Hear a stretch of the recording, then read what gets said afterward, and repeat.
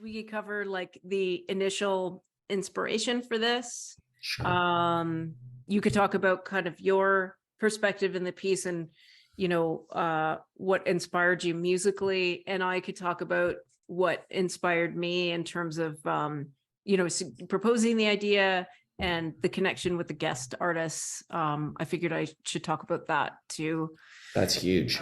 Yeah, because I found the musical direction interesting because I think when I was first listening to it, I think my first assumption was like, oh, this is going to be like dark and depressing, but it's not that at all. And that's what I really love about it. So I think, if you want to talk about that kind of stuff too, I feel like I'm throwing a ton of stuff at you. So No. use that as you will, I guess.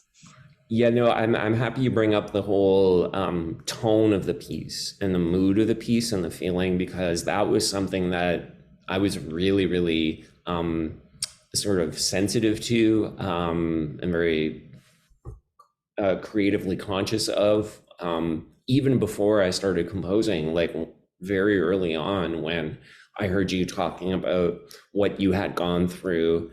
And then I started watching a lot of the online testimonials of, people sharing their story, like yourself and other brain injury survivors. And it really got me thinking about the spirit of the piece, that way, but even just practical things too. So, one of the things that you and many others have talked about is sometimes the difficulty in being able to focus and listen to things, loud sounds and, or lighting and things like that, and how that can be quite debilitating, and so I thought to myself, to be blunt, gosh, I don't want this piece about brain injury survivors to be making the life of brain injury survivors potentially worse. It's just like, so I really gave a lot of thought to, well, what do I want it to convey? Like, what do I want the tone of the piece to convey, even though we hear the voices of brain injury survivors in the piece, but literally, like, what would give the best opportunity for people who are battling a brain injury to actually be able to listen to this piece and attend a performance. Now, everybody's story, as I've learned from you and many others, everybody's condition and level of intensity of what they're going through is very different, and everybody's sensitivities can be a lot different. So I acknowledge the fact that I am not in a position to create a perfect piece that will that will not annoy or maybe make people feel comfortable. But I guess I just tried my best, and that's why I took this approach to be as ambient as possible. And it was actually a win-win creatively, because I felt like, okay, I'm sort of, halfway there of where I want to be with the practical aspect of this for people to literally enjoy it, especially because it's such a long piece, but also it fits the spirit of the piece. This piece is about the enrichment of and the and the perseverance of what you and many, many others have gone through. And I sort of wanted the tone of the piece to sort of celebrate that, but not just be about that, like, to lay out some realities of this is what this is like. And that's why I always think of the piece as being a bit like a documentary, because it's, the ultimate thing is, from you and the 5 other voices we hear in the piece, is we hear people that are, gone through something really hard, are dealing with the impacts of that, and that's shared, but also more importantly, how things are getting better and what are they doing to go on this road of recovery. So I thought the tone of the piece really has to reflect that too, but not sugarcoat things, so. Yeah. And I think, from my perspective too, as a performer, we've been talking about this piece for like years, really. I think we started talking about it very much near the beginning of my injury, certainly within the first year. And I remember having some worries about it because we talked about, the creation of this very large scale work. The piece is 60 minutes long. And, at that time that we were talking, I was struggling to play like a 10-minute piece was hard on me. And, the preparation for this literally over the course of years has been, really big for me. But I think it's been really good for me in a physical sense of sort of like getting back, building muscles back, in my face, an area that I need to play the instrument, as well as, my neck and my shoulders and back, and improving my posture and all that stuff, so that doesn't take so much of a toll on me.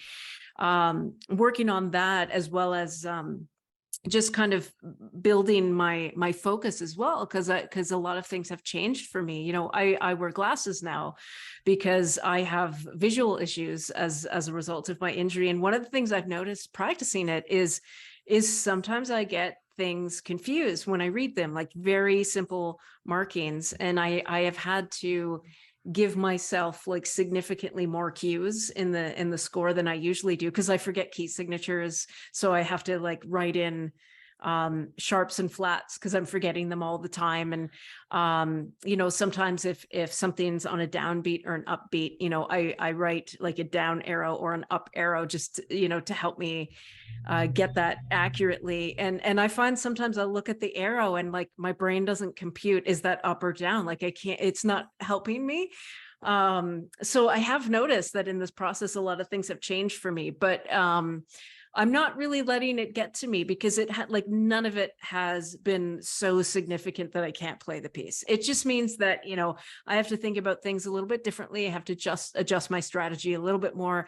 If I have to get the pencil out and mark a few extra things in to just help me remember and get things correctly, like, so be it. And as I play it more, it just, I remember things and it becomes more familiar. But ultimately, like, I find that all that stuff in a way like doesn't matter, because it feels so good to be playing again, like to be able to play a 60-minute work. I haven't done anything close to that since my accident.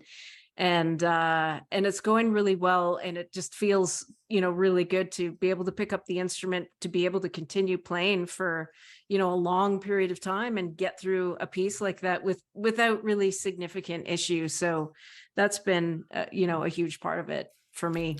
I'm so happy to hear that, because obviously a lot of that kind of thing was in the back of my mind when I was composing is, I mean, let's face it, the piece is one thing, but you preparing to play this piece is this remarkable, inspiring story. I mean, it's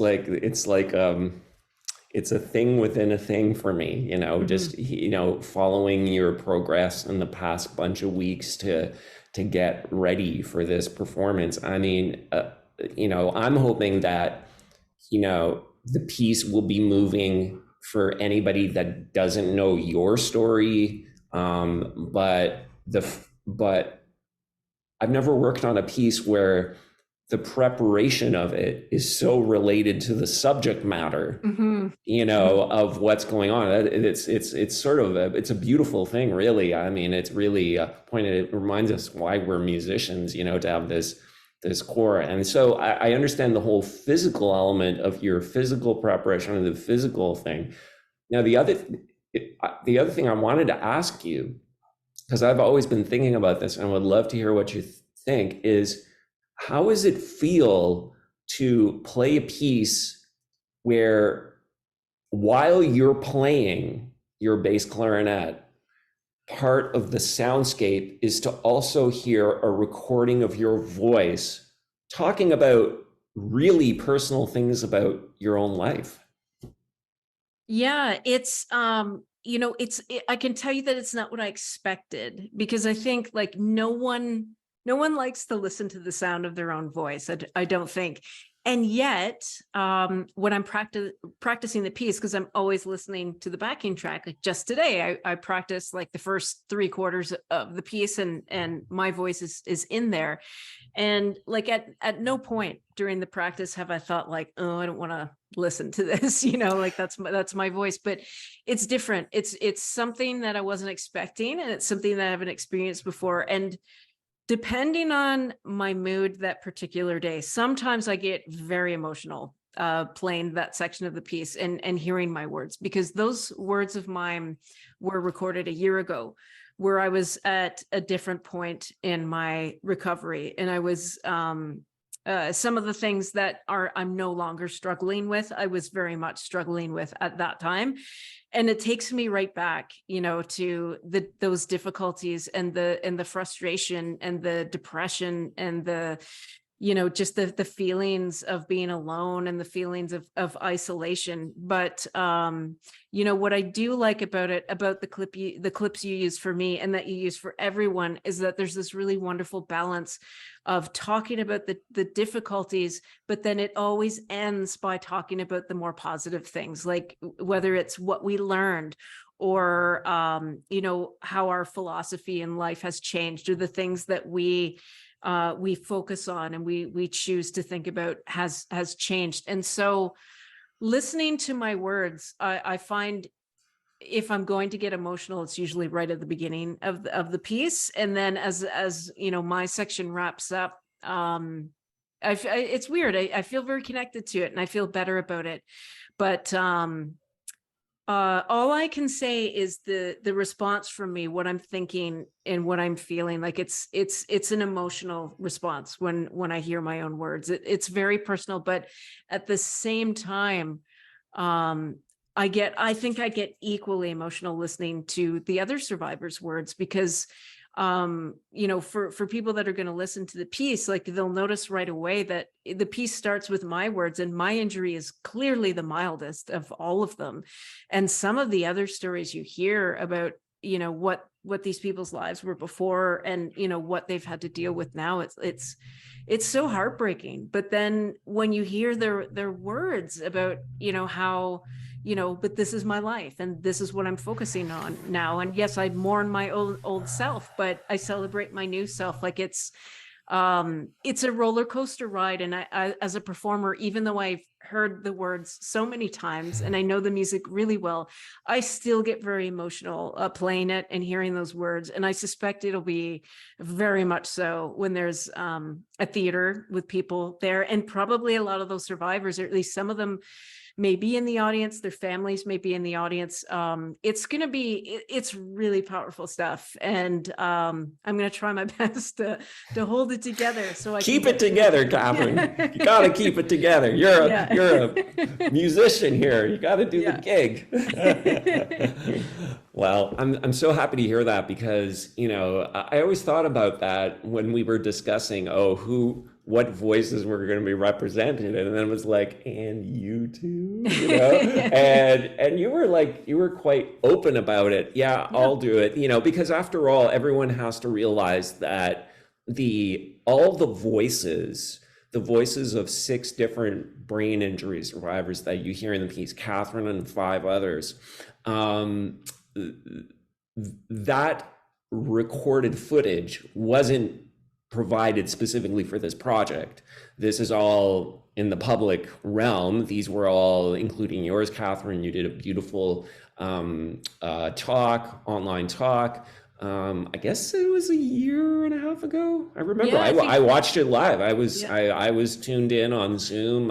It was hosted by the BIAWW in your neck of the woods there, and it was absolutely fantastic and profound. And I think that's when I really got the idea for the piece. Is like, I think our initial plan was we were going to get together with brain injury survivors, interview them, record them, and then I just thought to myself, wow, we already have all this wealth of testimonials, and I think my hope is that the piece, people who will, get a chance to watch the piece, they will go to the website of the the BIAWW or their YouTube page or the OBIA, you know, and really listen to more stories, because I went through countless stories, and you know, I ended up picking you and five others because of, you know, various reasons about telling a story, and a,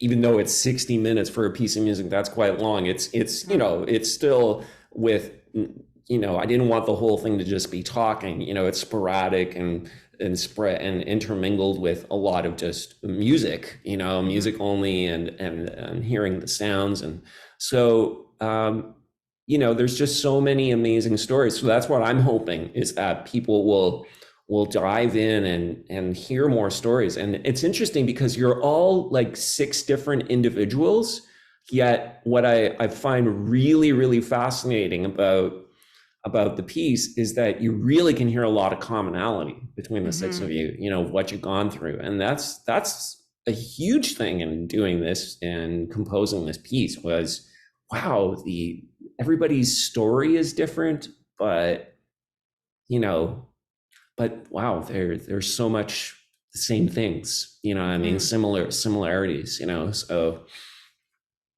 The other thing that I've really enjoyed practicing the piece, like going back to the six stories, is I love how you've changed the music for each of the six. So it's almost like the six of us have our own like unique musical section. Like it's kind of like six mini pieces in one. So yeah, it's because I wasn't sure how you were going to do that, but it really isn't like a full 60-minute piece. Like it is, but it's in these clear 10-minute chunks, and you know, each one's in a different key and each one's rhythmically different. They're all the same tempo, but they're all musically different. And I have favorites, but I love how you put the third one is probably my favorite. And that's the one that's like really groovy and rhythmic. And yeah, it's really fun, like to get to the new section and like you immediately can tell it's different. And I think that your musical treatment for each of the six sections really matches the stories well too, and the individual personalities. Thank you. I'm so happy you point that out, because that's something I definitely wanted to do. You're right. I mean, it is really six mini compositions, all, you know, morphed into one, you know. But I think that was one of the other things that motivated me to pick whose voices would be represented, is how they would contrast within the story.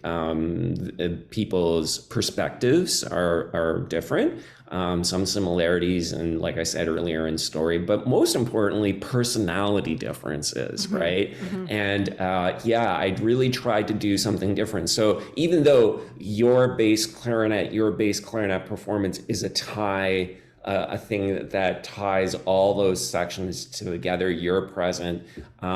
We have like different electronic sounds, different types of like rhythmic beat patterns and that type of thing, different keys for the musicians out there. We actually have I actually, for the six sections, they're all in their own unique key. And in fact, what I tried to do, because I really want to feel like the piece is getting more and more uplifting as we go along, I actually went up a tone. Every section is a whole tone higher than the previous section. So it's just like we're getting higher and higher. So by the time you get to the sixth and final section, it's so, you know, beautiful and, you know, and sort of majestic and dreamy, like, you know, and it feels like we've just had this, like, more of like this uplifting feeling. But yeah, I mean, for me, I think about Section 4. Section 4 is featuring Melanie's story. So that's the relentless Melanie Crawford. And she is absolutely hilarious. She is so funny, and she is so candid, and you know, has great perspectives and is so outspoken.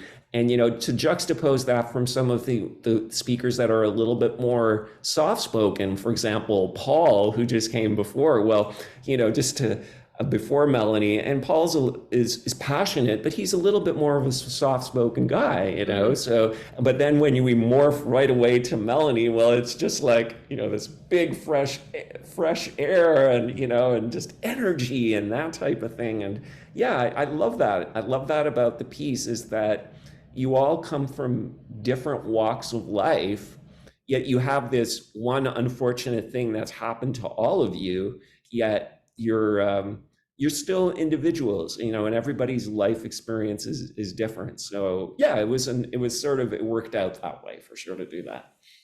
Yeah, when I said my third section was my favorite, I got it wrong. It was the fourth one. Oh yeah, It's Melanie, the right? yes, yeah, that's my favorite one. Yeah, it's my favorite one to listen to, and it's my favorite one to play by far. It's got some really funky little bits in it, and yeah, it. You're right. It goes with the words and the personality so well.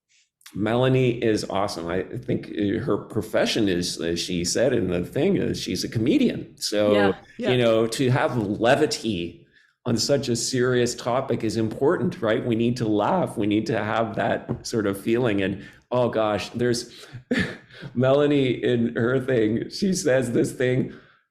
This is me quoting Melanie, and that is, holy balls. I can't go to the grocery store. I can't make a list. It's just too much and that type of thing. And I just remember, where did this come from? Holy balls. You know what I mean? And it's just so candid. And it was, even when we were working on the piece, I would just walk around and say, holy balls this, holy balls that, because it just became such an impact on me. But see, that's what I love about the piece is that people were so open to share. There's this really, that's why I'm actually happy that we didn't, you know, be too micromanagey about this and like yeah, record people and sit them down and make an official thing. All yeah, of these testimonials were just people just letting loose yep. and sharing. I mean, so when you listen to the voices in the piece, there's this really great sense of honesty and candidness that's so important. And I think, in essence, the piece is really about getting into the hearts and souls of people and how they're overcoming these challenges. And um, because people spoke so honestly of where we were able to source the audio material, it just makes the piece so much more yeah, like sort of connected heart-wise, you know what I Hmm. mean? And so that's my hope. Is I'm hoping, I'm like you, Kathryn. I listen to it, and like sometimes I would work on little bits of the piece because it's so long, and you just have to work on little bits. And then once in a while, I would say, you know what? I haven't listened so far what I've got from beginning to end, so I'm gonna go back and listen. And I would just be like with my, you know, in front of my computer and my speakers, and I'm just like, this is so moving. I was moved, Hmm. just like you, Yeah. even though I've heard it so many times. Hmm. You know, it's really cool. You know, you're working on something special when you have that kind of feeling. Like, well, I Yep. was having it when I was doing the creative composing process. You're having it when you're practicing. I mean, wow, we are, well, I'm lucky. I'm lucky that, you know, you invited me to be on this journey, because it's like, you know, and sort of take something that's been terrible in your life, and we're turning it into this positive thing. I mean, it's just, Yep. oh, it's, I can't put it into words. It's so cool, you know? Yeah, yeah. It's yeah, I think it's so important. And I feel passionate about most of the artistic projects that I'm involved in. There's always some kind of, important aspect to it, or, some kind of, motivation, which is worth sharing. But this one's different. This one is next level, because I really think that it really has the potential to connect with people, I think, in a way that nothing I've done before this has been able to do. And I also think that it can really do a lot of good. Like, if I think of myself, at the closer to the beginning of my journey, when I didn't really know how things were going to end up, and I just felt so discouraged with everything and felt so alone. Like I can tell you that if I had heard this at that time, like it would have really meant a lot to me. And I think it would have really helped me. So I really hope that, I mean, I think it's great that we're filming the concert. So, that it will have a life beyond just the people that are able to show up in the live concert. Cause, there's lots of people that, as you said, have sensitivities to sound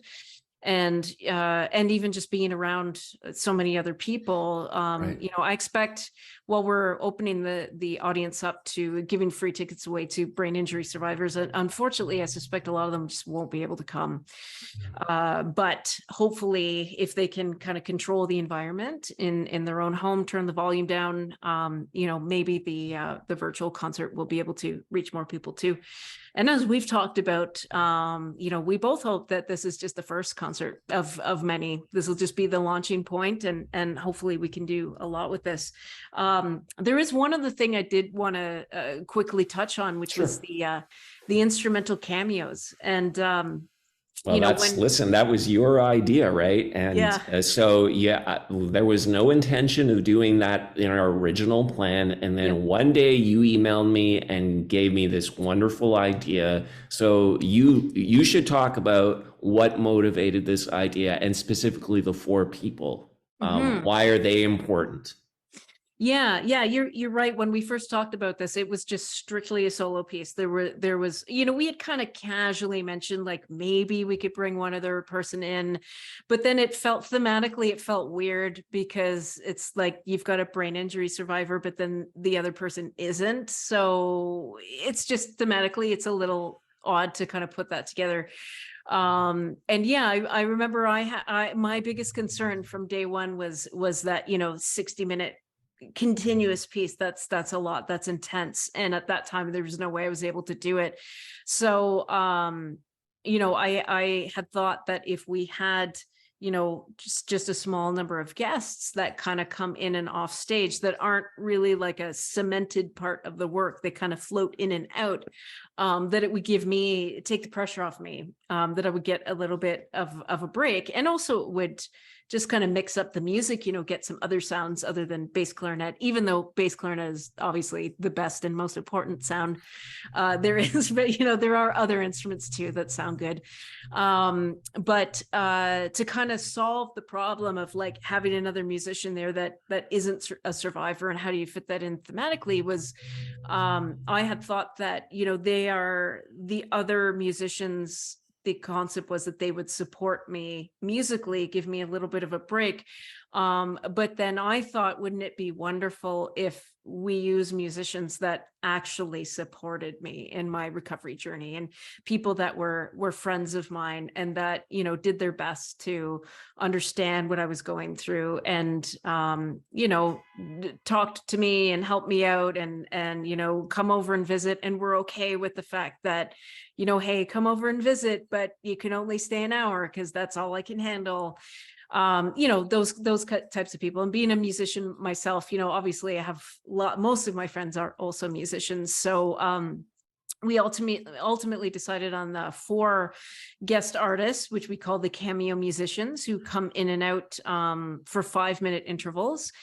And the 4 musicians are local artists that, as I said, were people that helped me in real life. So they are Richard Burrows, percussionist, who is the first cameo.